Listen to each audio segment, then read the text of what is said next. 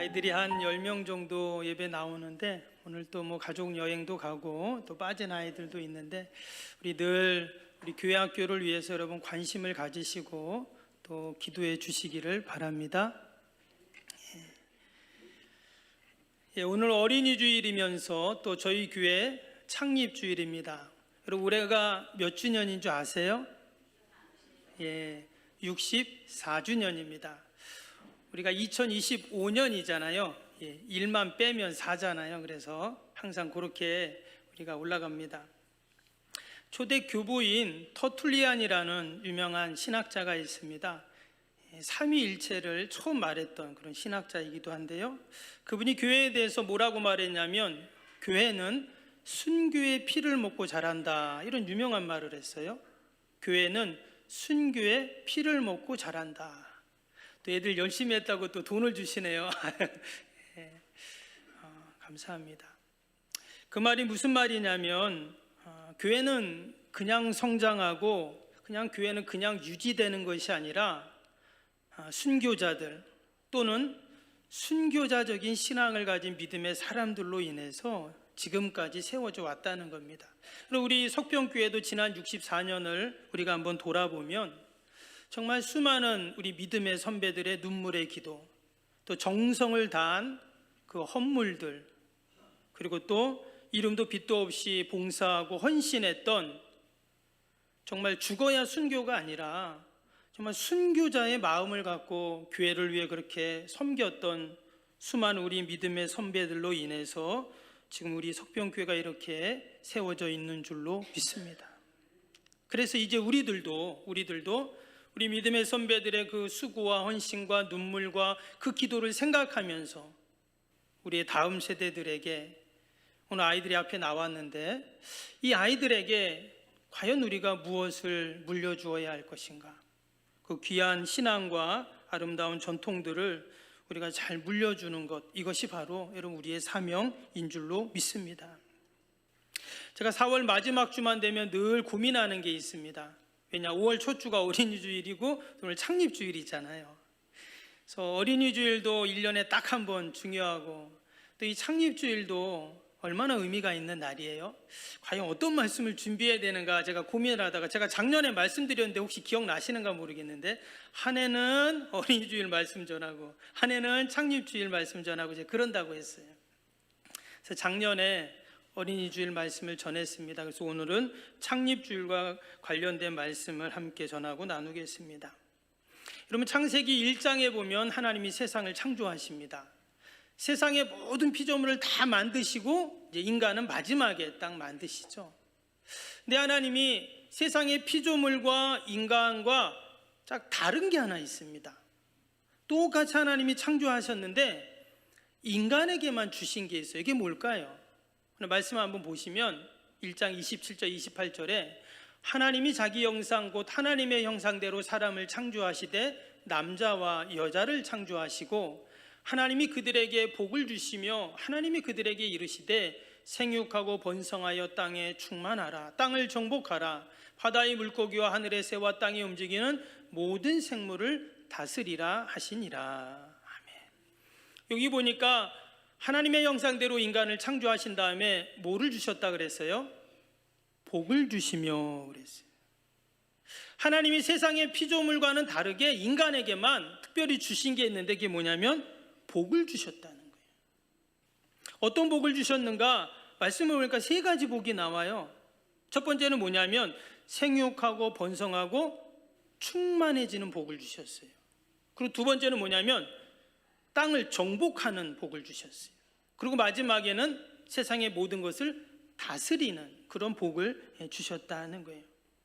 그런데 이런 복을 주시면서, 그러니까 많은 금은보화를 막 우리에게 주시면서 번성하고 충만해라 이렇게 하지 않으셨다는 거예요. 또 무슨 강력한 무기를 주시면서 정복해라 이러지 않으셨어요. 그리고 또 조금이라도 무슨 권력이라도 주시면서 다스려라 이렇게 하신 게 아니었다는 거예요. 어떻게 했다고요? 그 앞에 보니까 하나님이 그들에게 복을 주시며 하나님이 그들에게 이르시되 그랬어요. 여러분, 이르시되가 무슨 말일까요? 말씀했다는 거잖아요. 저 하나님이 사람들에게 어마어마한 복을 좀 주셨는데 어떻게 주셨냐? 이르시되, 말씀으로 주셨다는 거예요. 정말 말씀대로 사람들은 지금 세상을 다스리고 정복하고 번성되는 축복을 누리고 있습니다. 여러분 생각해 보세요. 사람보다 몇 배는 더 크고 무거운 코끼리, 사람에게 복종합니다. 여러분 무서운 사자, 호랑이 다 사람에게 복종해요. 동물원 가면 다 있잖아요, 그렇죠? 저 하늘 높이 나는 독수리 사람에게 복종합니다. 저 넓은 바다를 헤엄쳐 다니는 큰 고래 다 사람에게 복종합니다. 또 하나님은 사람에게 지혜를 주셔서 눈부신 과학 문명과 문화를 그렇게 발전시켰습니다. 근데 이 모든 것이 어떻게 해요? 하나님이 그들에게 이르시되, 말씀으로, 말로 그렇게 축복을 해 주셨다는 겁니다. 창세기 47장에 보면 야곱이 당시 최고의 권력자인 애굽의 파라오, 바로를 만납니다. 그 만난 이유는 그거예요. 내가 사는 동네가 흉년이 들어서 먹을 것이 없어서 좀 먹을 것을 좀 도움을 받으려고 갑니다. 그때 이 야곱은 나이가 130세였어요. 초라한 노인이죠.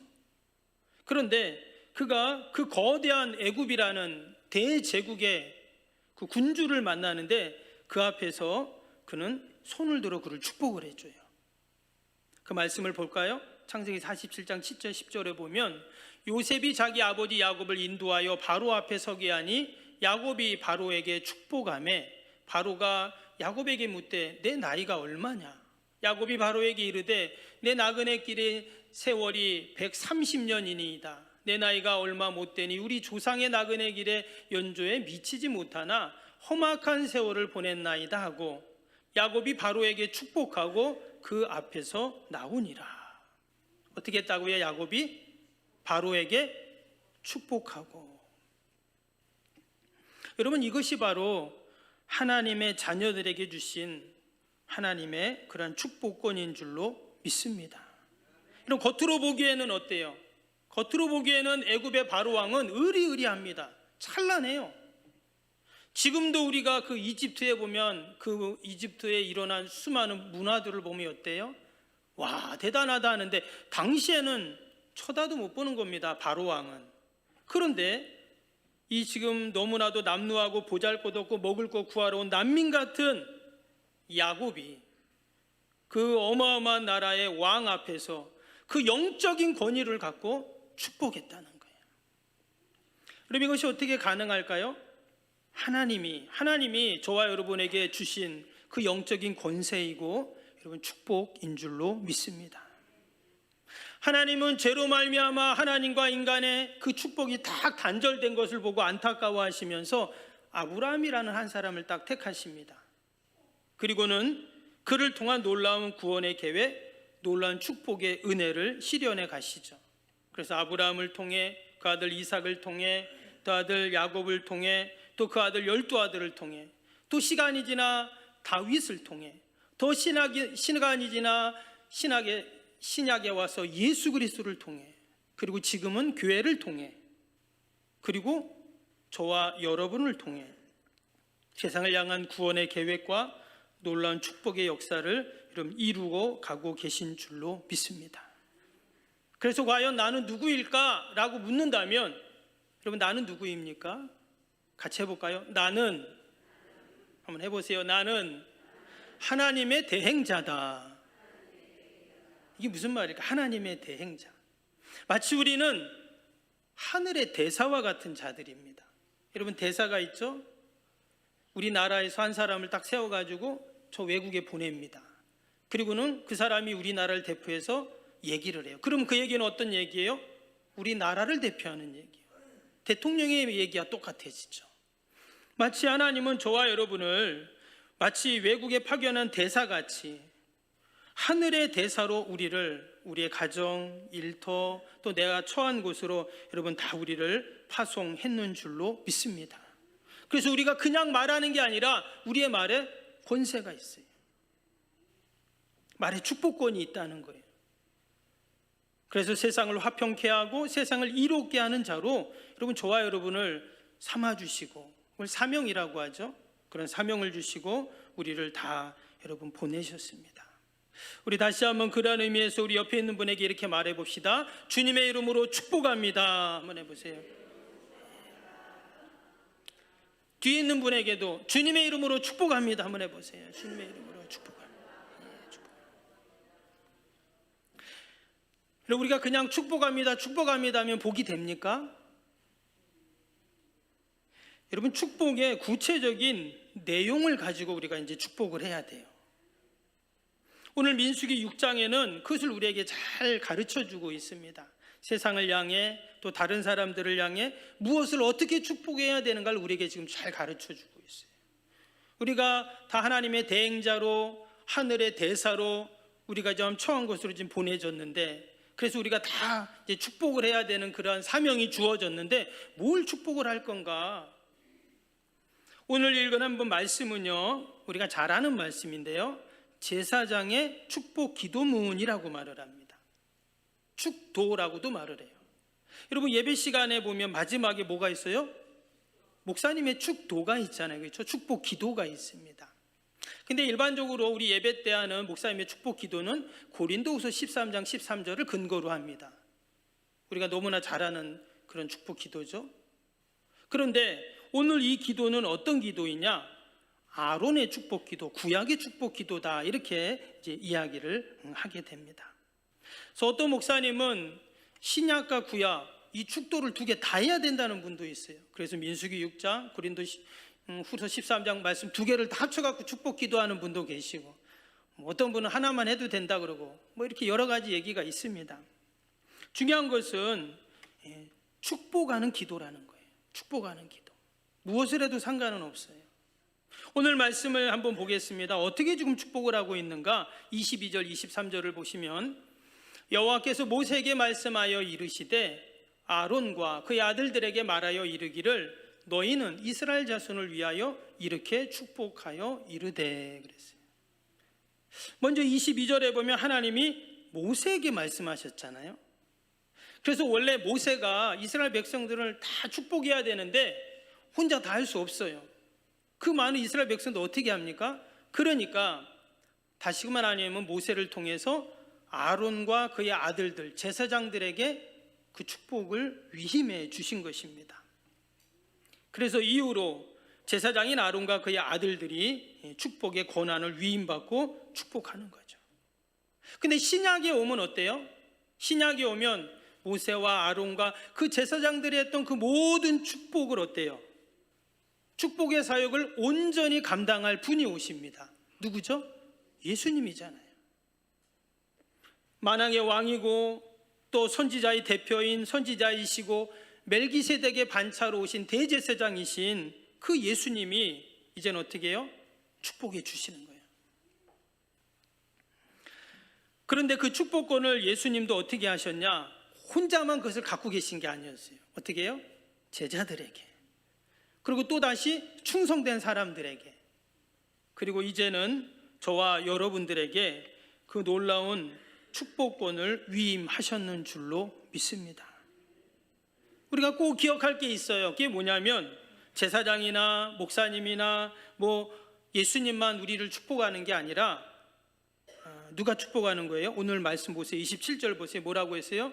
그들이 이같이 내 이름으로 이스라엘 자손에게 축복할지니 내가 그들에게 복을 주리라 그랬어요. 여기 보니까 누가 복을 주신다고요?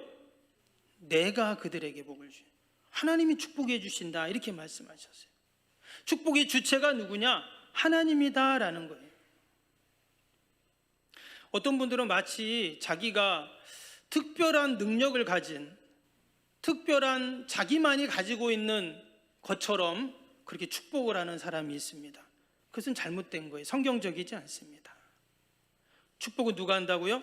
하나님이 하시는 거예요. 그리고 우리는 마치 그 대행자가 되어서 우리에게 위임해 주심에 감사하면서 우리가 이렇게 축복을 하는 것이죠. 축복을 할 때 한 가지 기억할 게 있습니다. 27절에 뭐라고 했어요?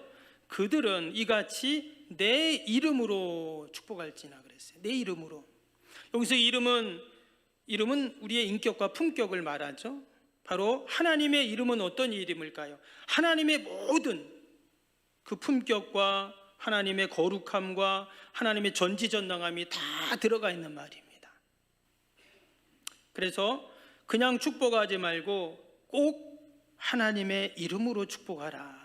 우리가 아까 옆에 있는 분에게 주님의 이름으로 축복합니다 했던 말이 그 말이에요. 그냥 축복이 아니라 오직 주님의 이름으로, 하나님의 이름으로 우리가 축복할 때, 여러분, 그 축복은 예사로운 축복이 아니에요. 반면에 하나님의 이름이 빠진 축복은 어떨까요? 아무리 정성을 다하고 막 몇 천만 원짜리 막 그런 구슬해도 그런 축복은 소용이 없는 거예요. 세상의 아름다운 단어와 미사여구를 다 사용해도 그것은 공허한 주문에 불과할 뿐이다라는 거죠. 오늘 말씀을 보면 24절, 25절, 26절 각 절마다 계속 여호와라는 이름이 나와요. 여호와, 여호와, 여호와. 왜 그러냐? 하나님의 이름으로 축복을 하는 겁니다. 여러분, 우리가 늘 세상을 향해 또 우리 자녀들을 위해서 또 우리가 다른 이들을 축복할 때 하나님의 이름으로, 주님의 이름으로 축복할 수 있기를 바랍니다.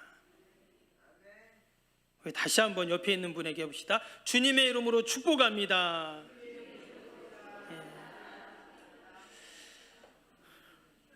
여러분, 집에 가서도 또 만나는 사람들에게도 늘 축복하는 저와 여러분 되기를 바랍니다. 그러면 이제 축복의 내용이 과연 뭘까 하는 거예요. 오늘 축복의 내용에 대한 사실 말씀인데요. 24절 다시 보겠습니다. 우리 24절 보시면 여호와는 내게 복을 주시고 너를 지키기를 원하며 그랬어요. 이게 보니까 우리가 축복할 때 어떤 축복을 하냐면 하나님이 너를 지켜주셔, 이런 축복을 하라는 거예요. 하나님이 너를 지켜주셔. 여기서 지킨다라는 이 단어가 쉐마르라는 단어인데요, 이 단어의 원 뜻은 뭐냐면 가시로 이렇게 울타리를 친다, 이런 뜻입니다. 뭐 지금이야 우리가 뭐 벽돌이나 펜스 같은 거로 다 이렇게 뭐 집 근처 울타리를 다 치지만, 여러분 옛날에는 어땠어요? 이런 들짐승이나 뭐 이렇게 오지 못하도록 약간 가시나무 같은 곳으로 이렇게 울타리를 쳤단 말이죠. 여기서 지킨다는 말이 쉐마르가 바로 그런 뜻이에요. 그냥 울타리를 여러분 대충 합니까? 아니죠. 단단하게 기둥을 박아가지고 진짜 막 틈 사이로 못 들어오게. 지난번에도 어떤 분 보니까 막 심어놨는데 막 멧돼지하고 뭐 고라니하고 막 이러면 너구리하고 와가지고 막 다 뜯어먹죠. 그래가지고 집사님이 막 그냥 땅을 파가지고 그 밑에다가 이 철판을 다 이렇게 대치더라고요. 땅 못 파도록. 야, 그렇게까지 하시대요. 그냥 그물만 치는 게 아니라. 근데 마치 하나님이 우리를 지키실 때 쉐마르의 하나님은 그런 하나님이에요. 못 들어오게 그냥 다 그냥 완전하게 세심하게 그렇게 꼼꼼하게 막아주시고 지켜주신다, 이런 뜻입니다. 어떤 어둠의 세력도, 어떤 질병도, 재앙도, 전쟁도 오지 못하도록 우리를 보호하고 지켜주신다 하는 거예요. 여러분, 지금 이스라엘 백성들이 어디 있습니까? 우리가 민수기는요, 우리가 수예배 때 지금 민수기 말씀을 보고 있지만 이제 광야를 다 지나와서 이제 가나안을 눈앞에 두고 있어요. 아직 가나안에 들어간 것은 아닙니다. 그래서 이 민수기는 마지막 이제 모세의 세 편의 설교잖아요. 그런데 그 지난 40년 광야를 지나오면서 이스라엘 백성들이 깨달은 게 있어요. 하나님은 쉐마르의 하나님이라는 거예요. 지키시는 하나님이라는 걸 깨달은 거예요. 이런 광야는 얼마나 위험이 많습니까? 뜨겁고 밤에는 춥고 또 그냥 여러분 광야에 있는 그 식물들은 다 어때요? 다 가시잖아요, 그렇죠? 예, 자기들을 살아남기 위해서. 그리고 그냥 해충도 그냥 해충이 아니라 독충입니다, 다. 그리고 또 어디에서 이 도덕제들이 나올지를 몰라요. 그런 것이 광야인데 그들이 광야 40년을 무사히 지나서 와요. 왜? 하나님 그들을 지켜주셨기 때문입니다. 여러분, 하나님은 늘 저와 여러분을 지키시고 보호하시는 하나님이신 줄로 믿습니다. 우리가 지난 4월 첫 주에 같이 봤던 말씀이 있는데요, 그때 신명기 1장 33절인데 한번 볼까요? 그 말씀, 그는 너희보다 먼저 그 길을 가시며 장막 칠 곳을 찾으시고 밤에는 불로 낮에는 구름으로 너희가 갈 길을 지시하신 자이시니라. 하나님이 어떻게 하셨어요? 너희보다 먼저 내 인생길을 가셔서 나는 몰라요. 여러분 내일 무슨 일이 있을지 아는 사람이 어디 있습니까? 만약에 그런 분이 있다면 그분은 아마 벼락부자가 됐을 겁니다. 벼락부자라는 말이 맞나요? 아마 세계에서 최고의 부자가 될 거예요. 내일 일을 안다면. 근데 하나님은 내일 일을 모르게 하셨어요. 그래서 우리는 늘 불안하고 염려하고 걱정하는 것입니다. 그런데 우리 믿음의 성도들은 두려워할 필요가 없어요. 왜? 하나님이 나보다 먼저 가셔가지고 밤에는 불로 낮에는 구름으로 우리의 갈 길을 다 그렇게 예비하시기 때문에 우리가 염려하지 않고 늘 은혜로 우리가 살아가는 줄로 믿습니다. 마치 목자가 양을 위해서 먼저 간다 했죠? 어디를 가요? 어디 맑은 물이 있는지, 또 어디에 푸른 풀밭이 있는지 먼저 가서 다 여기저기 살펴보고 그렇게 양을 이끌고 가는 것처럼 하나님은 늘 쉴만한 물가로 푸른 초장으로 우리를 인도해 가시고 지키시는 우리 하나님이신 줄로 믿습니다. 시편 121편 말씀처럼 졸지도 주무시지도 않고 우리를 지키시는 그 하나님, 어제는 지켰다 오늘은 안 지키는, 그렇게 바뀌는 상황에 따라 기분 따라 바뀌는 분이 아니시고 너의 출입을 지금부터 영원까지, 그러니까 늘 변함없이 우리를 지키시는 그 하나님이신 줄로 믿습니다. 그래서 우리가 다른 사람을 축복할 때 그냥 축복합니다 이렇게 말하는 것이 아니라 하나님이 당신을 지켜주십니다 이렇게 말해주세요. 이렇게 축복하면 됩니다. 여러분 오늘 하루도 또 한 주간도 쉐마르의 하나님이 저와 여러분과 또 우리의 자녀들과 또 우리의 가정 일터 주님의 교회를 꼭 지켜주실 줄로 믿습니다. 두 번째 보니까 25절 볼까요? 25절에 여호와는 그의 얼굴을 내게 비추사 은혜 베푸시기를 원하며 그랬습니다. 여기 보니까 먼저 그의 얼굴을 내게 비춘다 그랬어요. 아까 그의 이름이라고 했는데 이름과 같은 의미입니다. 이 얼굴이라는 것은 여러분 사람의 얼굴이 어때요? 그 사람의 성품과 인격을 나타냅니다. 그래서 사람은요 얼굴을 보면 알아요. 저 사람이 어떤 생각을 하는구나, 저분의 속이 어떤가를 얼굴을 보면 금방 압니다. 맞습니까? 맞아요. 얼굴에 다 나타나게 되어 있어요. 여기서 하나님의 얼굴이라는 말이 바로 그런 말이에요. 그래서 하나님의 얼굴을 그렇게 비춰주신다 하는 말은 하나님의 생명, 구원, 또 영광의 빛, 이것을 비춰주신다 이런 말씀이기도 해요. 여기서 비추다라는 단어가 오르라는 단어인데 영광스럽다 이런 뜻이 담겨 있어요. 그래서 하나님이 우리에게 그 비춰주시는 게 영광스러운 빛, 지금도 이렇게 빛이 다 있지만 형광등도 있고 LED도 있지만 또 밖에 나가면 태양빛도 있지만 여러분 하나님의 그 영광의 빛은 어떨까요? 이런 세상에 하나님이 만드신 인간이 만든 빛과는 비교할 수 없는 빛이거든요. 근데 그 영광스러운 빛을 어떻게 해요? 비춰주시길 원한다 이렇게 지금 축복하고 있어요. 마치 다 죽어가는 응달의 식물이 있잖아요. 근데 그 응달의 식물을 다 꺼내가지고 또 물도 주고 햇빛에 딱 갖다 놓으면 어때요? 다음날 가보면 막 이렇게 살아나는 것을 보게 돼요. 그렇죠? 마치 다 죽은 것 같고 시들시들하고 야 이거 되겠어 라는 것도 여러분 하나님의 영광의 얼굴의 빛이 착 비춰주면 반드시 살아나고 회복되는 여러분 은혜가 있을 줄로 믿습니다. 소두에 말씀드렸죠. 저와 여러분은 다 누구라고요? 하나님의 대행자라 그랬잖아요. 마치 우리는 그 하나님의 영광의 빛을 우리가 다 받아가지고 이제 우리가 가정으로 가요. 그럼 그 빛을 누구에게 비추면 돼요? 자녀들에게 비춰주는 거예요. 내가 하나님의 영광의 빛을 이 시간 예배 드릴 때 하나님이 우리에게 다 비춰주세요. 그럼 우리가 그 은혜의 영광의 빛을 딱 받고 이제 성전문을 열고 내가 동네로 가는 거예요. 내가 속한 곳으로 가는 겁니다. 그래서 나를 보는 사람들이 뭘 봐야 돼요? 하나님의 영광의 빛을 보는 거예요. 아멘. 내가 하는 말, 그 하나님의 은혜의 말을 듣고 생명의 말을 듣고 내 얼굴을 보면서 그 하나님의 영광의 빛을 다 그들이 볼 때 아무아무게 보니까 살맛이 나네, 힘이 나네. 여러분, 이런 얘기가 나오는 거죠. 아이고, 저 인간 쳐다도 보기 싫어. 여러분, 이런 말 나오면 안 되죠. 왜? 우리는 하나님의 영광의 빛을 받은 자들이잖아요. 그래서 여러분, 저와 여러분이 만나는 자들에게 그 영광의 빛을 잘 비춰주시길 축복합니다. 그래서 우리가 다른 사람을 축복할 때 그러는 거예요. 하나님의 영광의 빛이 비치기를 축복합니다. 이렇게 얘기해 주시면 돼요.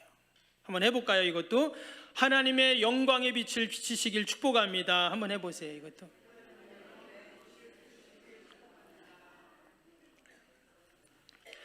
그러면서 이어지는 말씀에 그 얼굴에 영광의 빛이 비추사 은혜 베풀기를 원하며 그랬어요. 여기서 이 은혜라는 단어가 우리 성경에 보면 은혜가 많이 나오잖아요, 그렇죠? 근데 우리말에는 다 은혜라고 써 있지만 성경에 보면 단어가 여러 개입니다.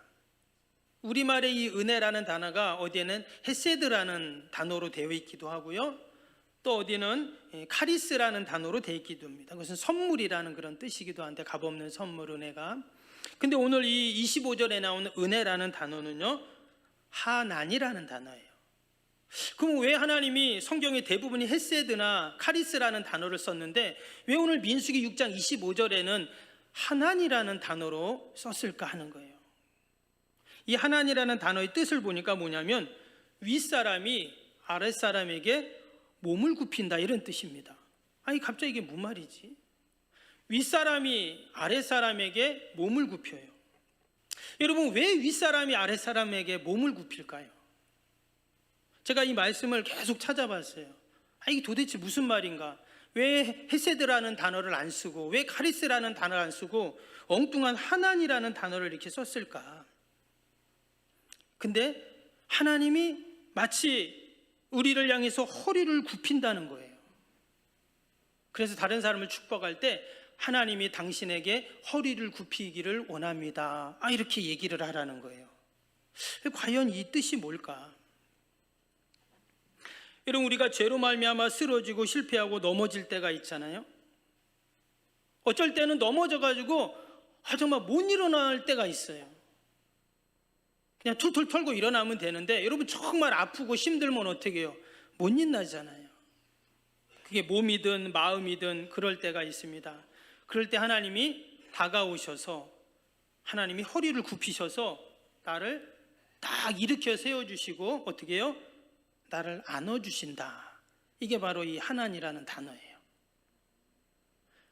정말 은혜죠, 이게. 내가 넘어져가지고 지쳐가지고 막 정말 못 일어나는데 하나님이 오셔갖고 허리를 굽혀서 나를 딱 안아주시는 거예요. 그래서 우리 주변에 그런 분들이 있잖아요. 힘들어하는 분들, 뭐 경제적인, 또 질병 때문에, 자녀 때문에, 뭐 인생의 크고 작은 여러 문제들로 힘들어하는 분들에게 가서 우리가 그렇게 축복하자는 거예요. 하나님의 얼굴을 비추사 은혜 베푸시기를 원합니다, 이렇게 축복하라는 거예요. 하나님이 오셔서 허리를 굽히셔서 딱 안아주시고 다시 회복시켜 주시고 세워주실 줄 믿습니다. 그러한 축복인 거죠. 근데 내가 뭘 잘해서 뭐 받을 만한 자격이 있어서 그런 것이 아니죠. 말씀드린 것처럼 이 은혜라는 단어에는 카리스라는 의미가 있다 했죠. 값없는 선물이에요. 에베소 2장 8절 말씀처럼 너희에게서 난 것이 아니라 하나님의 선물이라는. 여러분, 기독교가 타종교와 다른 게 있습니다. 그게 뭐죠? 이 은혜라는 단어예요. 여러분, 불교, 유교, 뭐 이슬람 이런 데는 이 은혜라는 단어가 없어요. 오직 기독교에만 은혜라는 단어가 있습니다. 타종교는 어떻습니까? 내가 도를 닦고, 내가 수행을 하고, 내가 공로를 쌓고, 선을 많이 베풀어서 좋은 일을 얻고 구원을 얻고 중생을 하고, 이것이 바로 타종교예요. 이것도 좋은 겁니다. 이게 나쁘다는 말이 아니에요. 그것도 선한 것이 맞습니다.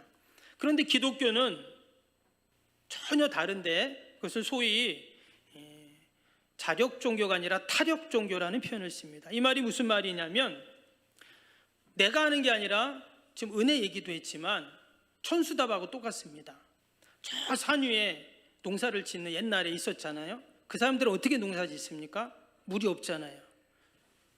하늘에서 비가 와야 돼. 그걸 천수답이라 하죠.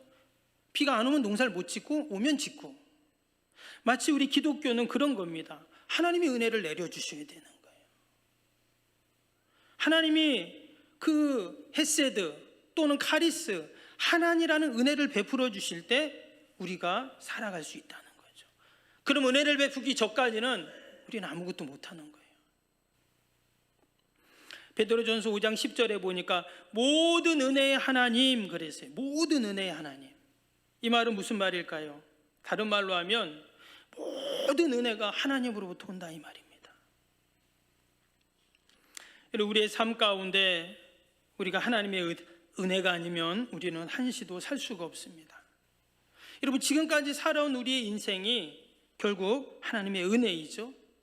내가 숨을 쉬고 사는 것도, 건강한 것도, 내가 하나님의 자녀가 된 것도, 또 내가 직장 다니고 또 자녀 키우고 또 지금까지 살아오면서 모든 인생의 구비구비마다 여러분 다 하나님의 은혜였는 줄로 믿습니다. 때로는 힘들고 아프고 어렵고 괴롭고 이런 날도 있었습니다. 그러나 여러분 그때도 어때요? 그때도 하나님의 은혜였어요. 때문에 우리가 은혜를 잊고 산다.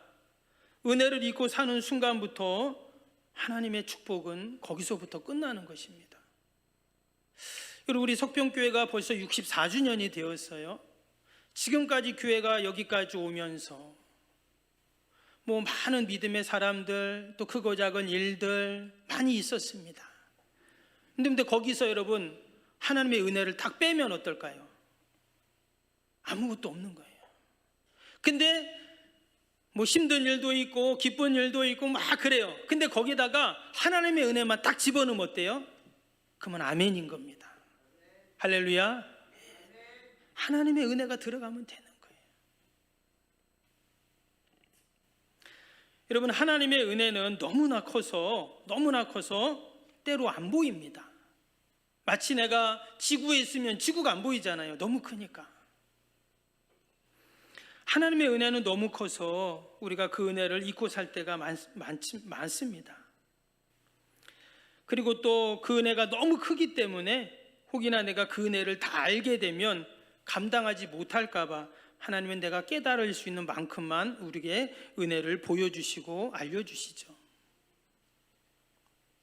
여러분 저와 여러분이 늘 하나님의 은혜를 사모하고 또 그 은혜를 나누는 저와 여러분 되기를 축복합니다. 그리고 마지막에 26장 보면 26절에 보니까 여호와는 그 얼굴을 내게로 향하여 드사 평강 주시기를 원하노라. 부활의 주님도 제자들에게 찾아가서 뭘 주셨어요? 평강을 주셨잖아요. 여러분 현대인들이 가장 지금 힘들어하고 어려워하는 게 뭡니까? 근심, 걱정, 염려, 불안이거든요. 근데 하나님은 우리에게 뭘 주신다고요? 평강을 주신다 그랬어요. 그래서 우리가 다른 사람을 축복할 때 많은 이야기가 있지만 뭘 줘야 돼요? 하나님의 평강 주시기를 원합니다. 우리가 이렇게 축복하시기를 바랍니다. 우리 마지막으로 한번 해볼까요? 옆에 있는 분에게 하나님이 평강 주시기를 축복합니다. 한번 해보세요.